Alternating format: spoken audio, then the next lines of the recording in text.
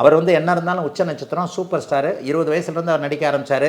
ரஜினிகாந்துக்கு எந்த தந்தையும், ரஜினிகாந்த் உச்ச நட்சத்திரம், சூப்பர் ஸ்டார், ஒரே சூப்பர் ஸ்டார் ரஜினிகாந்த் அவர்களுக்கு எந்த ஒரு தந்தையும் ஒரு தளம் அமைத்து கொடுத்து 10-15 படம் எடுத்து கொடுத்து அவரை தூக்கி முன்னாடி விடலை.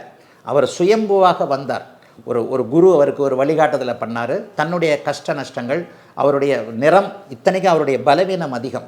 ஆனால் ரஜினிகாந்த் ஐயா அவர்களுடைய அந்த தனித்துவமான ஒரு ஸ்டைலும் நடிப்பும் அவரை வந்து நிலைநிறுத்துச்சு. ஆனால் விஜயோடைய ஜாதகம் அந்த மாதிரி ஜாதகம் இல்லைங்க. ஆனால் அவர் சினிமாவில் சம்பாதிப்பாருங்க. சினிமாவில் வந்து அவர் ஏதோ ஸ்டேட்மெண்ட் கொடுத்துருந்தாருன்னு நினைக்கிறேன். அதாவது இதுதான் என்னுடைய இறுதி படம்னு ஏதோ கொடுத்துருந்தாருன்னு நினைக்கிறேன். நான் பொதுவாக சினிமாவை பற்றி நான் அதிகம் பார்க்காதவன்.